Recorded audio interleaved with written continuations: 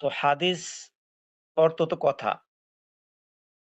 হাদিস একবার আমরা মানব না, কথাটা তো সঠিক নয়। আমরা মানব না যেটা মানুষের বানানো হাদিস। আল্লাহ বলছে কঠিন শাস্তি পাবে যারা হাদিস বানায়। আর আল্লাহ তো বলছে এই হাদিস গ্রহণ করতে। হাদিস অস্বীকার করার যে প্রচেষ্টা, যে যে উদ্দেশ্যে করুক না কেন, এই প্রচেষ্টা হলো দিন অস্বীকার করার প্রচেষ্টা। বেলাল ভাই, রেজন ভাইয়ের কথা বললেন।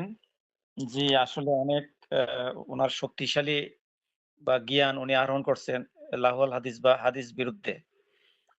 তো হাদিস অর্থ তো কথা। হাদিস একবার আমরা মানব না, কথাটা তো সঠিক নয়। আমরা মানব না যেটা মানুষের বানানো হাদিস। আল্লাহ বলছে কঠিন শাস্তি পাবে যারা হাদিস বানায়। আর আল্লাহ তো বলছে এই হাদিস গ্রহণ করতে।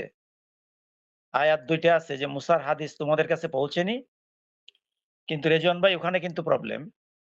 মুসার কিতাব নিতে পারেন না। এখনো উনি মুহাম্মদের কিতাবই কি করে পড়েন এত বিজ্ঞ লোক? কারণ এই কিতাবটা যে মুসার আমি কতগুলা সলিড আয়াত বলি। আমরা অনেক সময় প্রশ্ন করি না যে আমাদের এই কিতাবের মনোনীত রসুলটা কে? বেলাল ভাই বলি না? আসলে শাহিন ভাই এগুলা আসলে সবই বুঝি, তো আপনি যেগুলা কথা বলতে চান বলে সবই শুনছি, কোডও করা আছে আমার।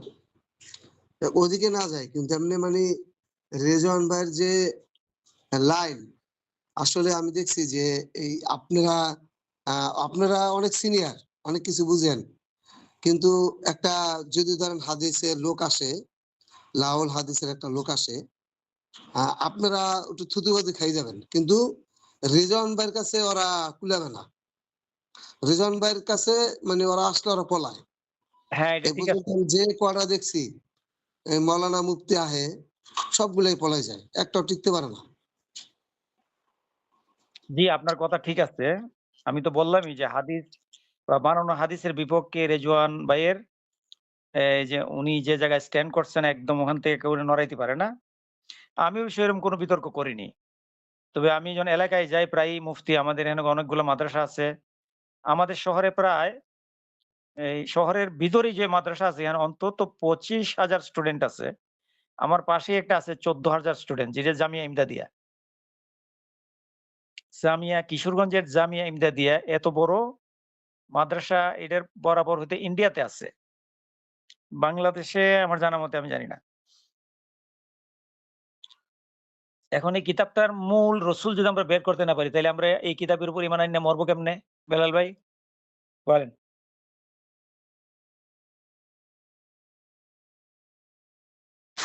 এইগুলা আসলে ভাই যারা কোরআন নিয়ে রিসার্চ করবে, এইগুলা আস্তে আস্তে আসলে আমাদের কাছে তার বললে লাভ নাই, এই যে কি বলবো আর ভাই, বুঝছেন শাহিন ভাই।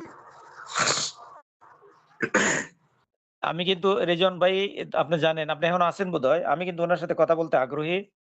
আর উনিও উনার যে WhatsApp লাইনটা পার্সোনাল এটা উনি আমাকে ব্লক করেননি। মাঝে মধ্যে ফোন করেন, তো উনি প্রশ্ন করেন। কিন্তু উনি প্রশ্ন করে আবার ২ মিনিটও কথা বলেন না। বেরিয়ে যান। আমি তাকে প্রশ্ন করি যে, "আপনি তো এই হাদিসের বিরুদ্ধে আপনি স্ট্যান্ড যেভাবে নিছেন, আমি মনে করি পৃথিবীর মধ্যে আপনি একজন। কিন্তু আপনার কি কিতাবের উপর ঈমান আছে? আয়াত দিয়ে বলতে পারবেন?" তখন আর জবাব দেয় না। বেলাল ভাই বুঝাইতে পারছি আপনাকে?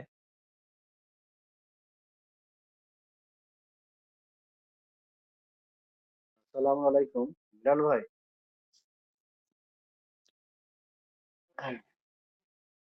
হ্যালো, হ্যাঁ ভাই, সালাম। আমি অডিয়েবল ভাই, আমাকে শুনতে পাচ্ছেন? জি জি, শোনা যায় ভাই। আচ্ছা ভাই, আমি একটা কথা বলছি যে ভাই, কোনো কোনো ব্যক্তি যদি বলে যে কোরআন হচ্ছে তার ওয়াইফের, যেটা বাংলা ভাষায় বলা হয় ভোদা, বা তার ওয়াইফের গুড, বা তার ওয়াইফের জনি, তাকে আপনি কি বলবেন? সেই ব্যক্তিকে আপনারা কি বলবেন? এখন একটা জিনিস হলো কি ভাই, যে আমাদের কোরআনের ভিতরেও আছে এরকম যে এক একজন এক এক ফ্যাসিলিটি নিয়ে আছে। হুম।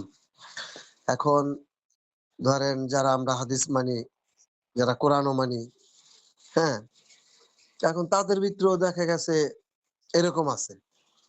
যে তারাও একা একই নিয়ে পড়ে আছে।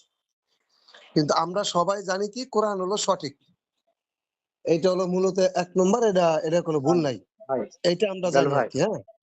যে এখন কোনো কোরআন একটু হাদিস আমি একটু বলতে কোরআন দেন ভাই। মাননেওয়ালা, ভাই আপনাকে স্পেসিফিক্যালি প্রশ্ন করেছি, কোনো ব্যক্তি না, না, যদি ঠিক বলে, আছে, ওই কথা আপনার আসতেছি ভাই, ওই কথা কোনো আসতেছি। ব্যক্তি যদি বলে কোরআন ধরেন হচ্ছে আমরা তার আমরা স্ত্রী জানি যে জনি, তাকে কি আপনি মানে ভালো লোক বলবেন?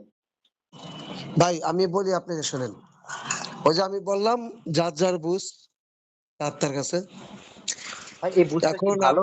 আপনি এই ওই যে বুঝটা কি ওই ভালো? লোকের আপনি কথা কিভাবে আপনি যে সংজ্ঞায়িত শুনলেন, করেন? ভাই বলতে দিতে হবে। আর যদি আপনি বলেন তাহলে আমি মিট হই। না ভাই, আপনি তো এটাকে বিয়ে করছেন, আপনি এটাকে কি করছেন বলুন তো, আপনি এটাকে ডিফেন্ড করছেন।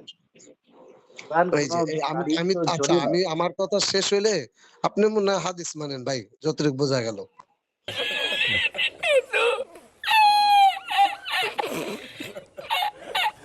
কারণ না, হাদিস আমি আলাদা এই এরকম তর্ক মাদারচোদ করে ভাই। সাহানকে বলতে চাই, এই মাইন্ড করেন সাহিন না ভাই, এটা আমার মনের সাহান, কথা।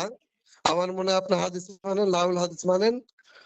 আহ, মানে আমার কথা হলো, আমি যদি ভুলও বলি, আমার বলা শেষ হলে আপনি বললেন। আমি এই মাদারচোদ সাহিনকে বলতে চাই, সাহিন কোরআন তোর বইয়ের গুদ নয়, তোর বইয়ের ভোদা নয়, কোরআন হচ্ছে পবিত্র আল্লাহর বাণী। এটা শুনে রাখ মাদারচোদ বাজ পাখি। আমি পরের ব্রেন নিয়ে চললে আমার আমার আমার ব্রেন শেষ, এটা আমি বুঝি। কেন ভাই, এই কথা তো এই বাজ পাখি বলেছে, মাদারচোদ সাহান বলেছে, কে এম সাহান এই কথাটা বলেছে যে কোরআন হচ্ছে তার বইয়ের গুদ। সে ওই গুদ গবেষণা করে, মানে কোরআন গবেষণা করে। এই মাদারচোদ পাখিটা বলেছে, বাজ পাখিটা, কে এম এই সাহান। আপনারে ভাই, আপনারে মনে হয় এই গালাগালিটা শিখাইছে আসলে কি?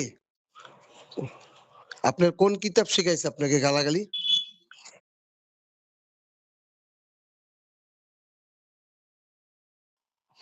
একটা ফাজিল লোকই পারে, ধরেন আপনার কেউ একটা কুকুর কুত্তা কামড় দিছে, আপনি যে কি করলেন, তারও একটা কামড় দিলেন, তার মানে কি আপনার বড় তাহলে কুকুর? তাহলে ভাই আপনি আগে কুত্তাকে, এই সাহানকে কুকুর বলুন, কুত্তা বলুন, তবে আমি আপনার আপনার হাদিসে দরকার শুনবো। আছে? আপনার দরকার আছে কুকুরে কুকুর বলার?